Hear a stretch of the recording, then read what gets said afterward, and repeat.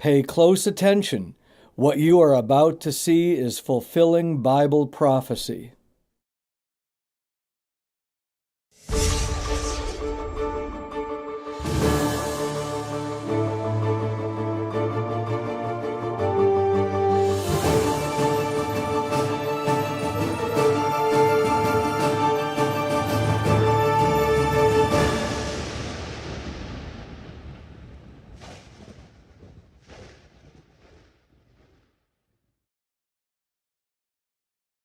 Welcome to YPN News, bringing you news as it relates to Bible prophecy. Well, Jeff, we have the increase in diseases, as we've been reporting continuously. We have an increase in killings of police officers, and it looks like Syria is no closer to peace than when we last reported. That's right, Katan. In fact, there are many negative consequences to war. And one of these consequences is what we're going to start off talking tonight, and that is the diseases that follow in its wake. Now, this is becoming more evident in the Middle East and North Africa. There is a group of illnesses known as neglected tropical diseases, or NTDs. There are growing concern for these areas. A new study is proving that NTDs are not just affecting poor countries, as was the norm, but they are prevalent in many middle-income countries as well, like Egypt, Saudi Arabia, Morocco, and Yemen. After studying the region, Dr. Peter Hodez and his colleagues discovered what one report called a huge hidden burden of tropical diseases in the region.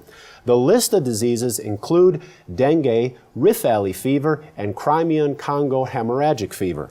Dr. Hodez was the lead researcher and says neglected tropical diseases disproportionately affect Egypt and Yemen. So these two countries have some of the greatest cases of intestinal worm infections, of elephantiasis, schistosomiasis, as well as diseases such as fasciitis, he went on to say.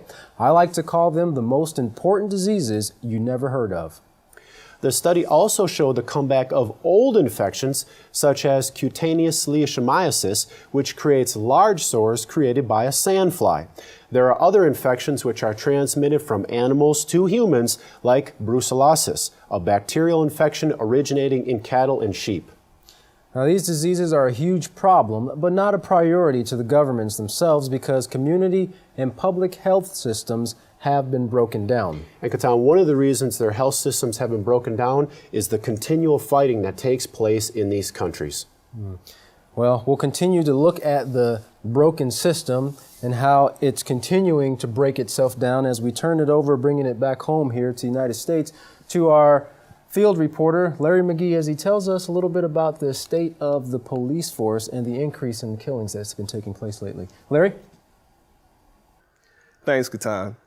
Recently, after being prompted by an in-house reporter to do so, CBS decided to pursue a story detailing the sharp rise in police officers who were killed during the line of duty this year.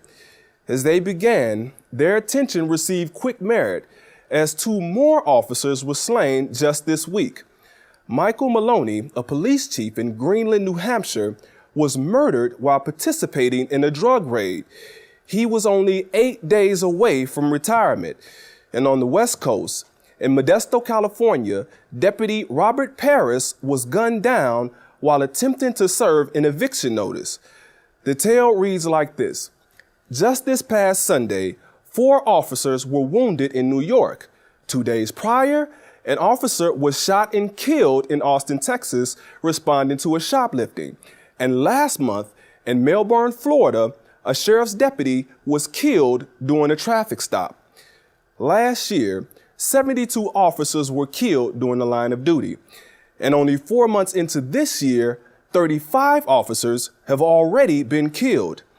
In an effort to understand the recent surge, CBS's Scott Pelley solicited the opinion of John Miller, a former assistant director of the FBI and a senior correspondent for CBS News, who, following the analysis of FBI and police officials, assessed the increase, among other things, as stemming from a boost in police technology, which has placed officers on the scene faster and face-to-face with criminals more frequently.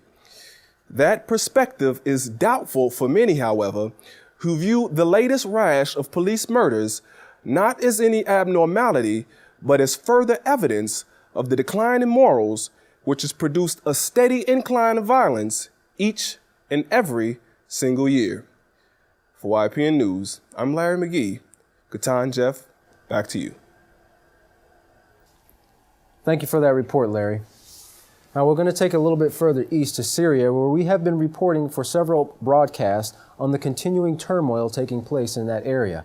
Now, with several killed and clashes taking place close to Turkey's border, the UN wonders if there's much hope for the Syrian ceasefire. The Syrian National Council called for those supporting the opposition to take to the streets. Since the opposition has gone to the streets in protest, there have been reports of some violence taking place in the area. Protesters claim the Syrian government has been using water cannons and tear gas to suppress the protesters. The Syrian government responded by saying the protesters did not have permission to be demonstrating in the streets. In support of the opposition, the U.S. and its allies have said the President Assad has to go and has pledged more support for the opposition on April 1st. The U.S. had also recognized the opposition as legitimate representatives of the Syrian people.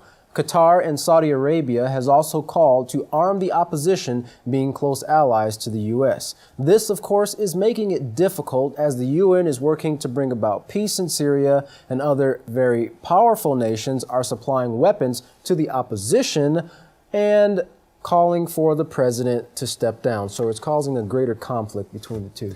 And Katan, plans right now are currently in the works to send more observers to the country, but we know they've tried that in the past. It doesn't work. It's not a viable solution. What they need is concrete solutions, and where you're going to find them is from Yishmael Hawkins. That's right. So stay tuned next. Yishmael Hawkins coming up to explain Bible prophecy and the solutions to these problems, as well as all the rest.